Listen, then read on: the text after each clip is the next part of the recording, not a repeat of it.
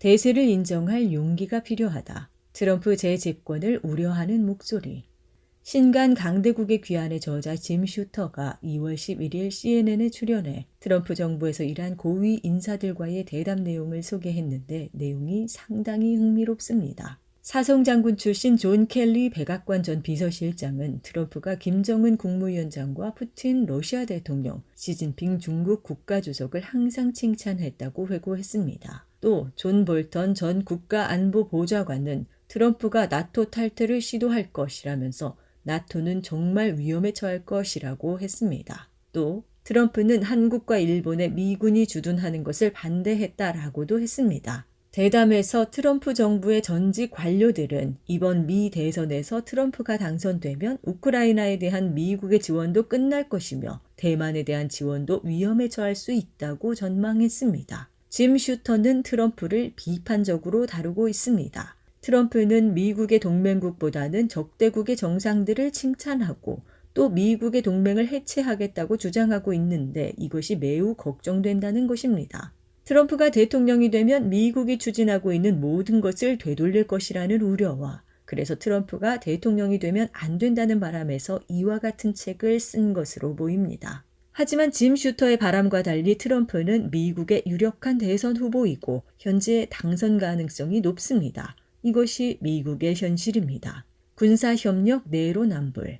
잠시 눈을 돌려보겠습니다. 3월 12일 미국 하원 국방위 소위원회 청문회가 열렸습니다. 여기서 북한, 중국, 러시아, 이란의 군사기술협력, 극초음속 핵미사일과 우주 핵무기 개발에 관한 문답이 오고 갔습니다. 제프리 맥코믹 국립항공우주정보센터 선임 분석관은 북중러 이란이 극초음속 미사일을 포함한 기술협력을 할 것으로 보느냐는 질문에 에브릴 헤인스 국가정보국 국장의 답변을 참조하라고 답했습니다. 전날 헤인스 국장은 상원정보위원회에 출석해 북중러 이란이 다방면으로 협력을 강화하고 있다면서도 공식 동맹이나 타자 축에는 한참 미치지 못한 상태로 남을 것이라고 말했습니다. 즉 이들 4개국이 서로의 문제에 얽히지 않으려 경계하고 있어서 협력을 제한할 것이라고 하였습니다. 다만 맥코믹 분석관은 극초음속 미사일과 관련해서는 어떤 협력이 일어날지 지켜봐야 한다라면서 우리는 이들 적국의 관계의 강화를 매우 우려하고 있다라고 덧붙였습니다. 두 사람 말을 종합하면 북중러 이란 4개국은 현재 동맹관계가 아니므로 군사기술 협력에 한계가 있으며 앞으로도 군사기술 협력을 해서는 안 된다는 것입니다.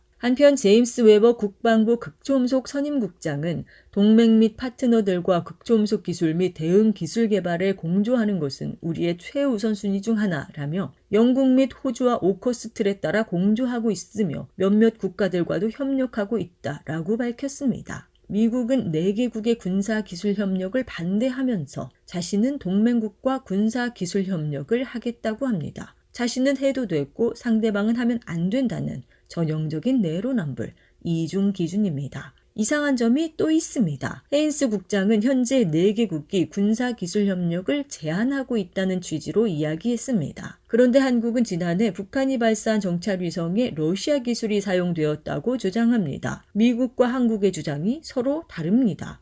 한미 정보 교류가 안 되는 걸까요? 아니면 둘 중 하나는 무슨 이유에서인지 모르겠지만 거짓말을 하는 걸까요?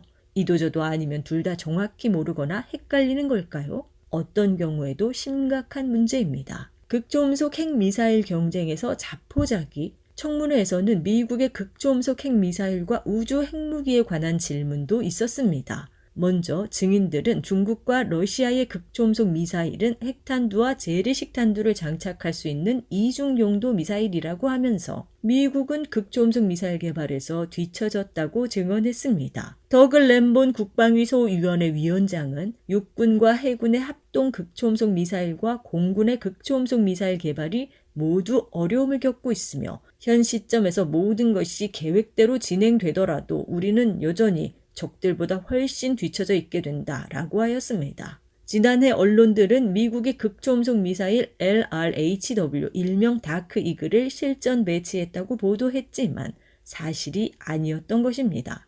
돈 베이컨 의원이 러시아와 중국이 극초음속 미사일에 핵탄두를 장착하고 있다면 왜 우리는 그렇게 하지 않는가라고 묻자 마이클 호로비츠 미 국방부 전력개발부 차관보는 미사일 폭격기 잠수함 등 현재의 전략무기가 적을 억제하는 데 충분하기 때문에 재래식 탄두를 사용한다라고 답했습니다. 그러면서 미국이 개발하고 있는 극초음속 무기는 재래식이라며 핵미사일은 아니다라고 잘라 말했습니다. 또 러시아가 인공위성을 교란할 목적으로 우주 기반 핵무기를 계획하고 있는데 미국도 우주 핵무기를 개발할 계획이 있느냐는 질문에 내가 아는 한 없다라고 답했습니다. 지금 북중러는 핵미사일 기술을 빠르게 발전시키고 있습니다. 이들 세 나라는 대륙간 탄도미사일을 계속 최신형으로 개량하고 있으며 극초음속 미사일도 실전 배치를 완료했습니다. 모두 핵탄두를 장착하는 전략무기입니다. 이것은 미국에 상당한 위협이 되고 있습니다. 그런데 미 국방부 담당자가 극초음속 핵미사일과 우주 핵무기 개발이 필요 없다는 투로 이야기합니다.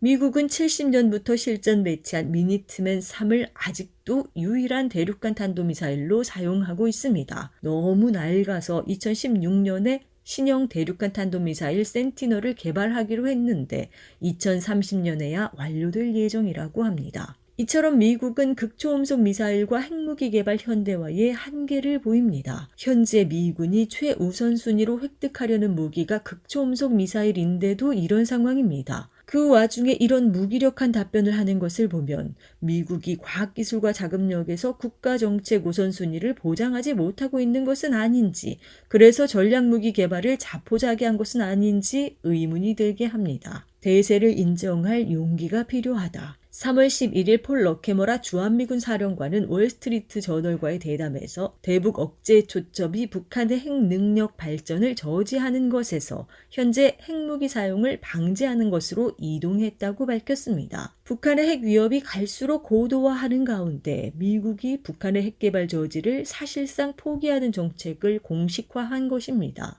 이는 북한의 핵 보유를 인정한 것이며 북한의 핵 능력 발전과 핵 위협을 인정한 것이나 다름없습니다. 이것은 명백히 후퇴한 전략입니다. 이런 현상들이 발생하는 근본적인 원인은 무엇일까요?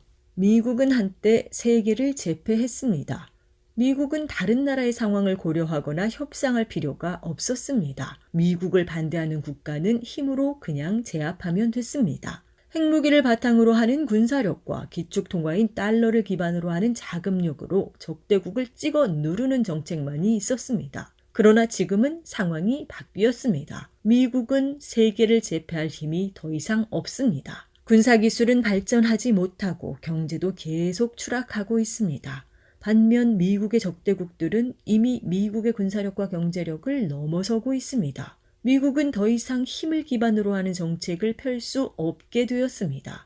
이제 미국은 북중러를 이길 수 없다는 것을 인정해야만 하는 상황으로 몰리고 있습니다. 이는 미국 중심의 체제가 해체되고 있다는 것을 의미하기도 합니다. 트럼프가 대통령이 되면 안 된다는 취지의 책이 나오는 것을 보면 바뀐 상황을 아직 인정하지 않으려는 흐름이 있음을 알 수 있습니다. 하지만 앞에 청문회와 주한미군 사령관의 답변에서 본 것과 같이 현실은 이런 흐름과는 다릅니다. 이제 북중러를 이길 수 없고 미국 중심의 체제가 해제되고 있는 것을 어쨌든 인정하는 흐름이 더 커지고 대세가 되고 있습니다. 북중러를 찬양하고 나토 해체를 공언한다는 트럼프는 어쩌면 대세를 파악한 사람일 수 있습니다. 얼마 전 교황은 스위스 공영방송 대담에서 상황을 보며 국민을 생각하고 백기를 들고 협상할 용기가 있는 사람이 가장 강한 사람이라고 믿는다라고 했습니다. 북중러 찬양, 나토 해체 같은 미국 내 외침이 교황이 말한 백기를 들고 협상할 용기가 아닐까 하는 생각이 듭니다. 어쨌든 제2차 세계대전 이후 유지해온 미국 중심의 세계 질서가 무너지고 있는 것이 확실해 보입니다. 앞으로 어떻게 될지 지켜봐야겠습니다.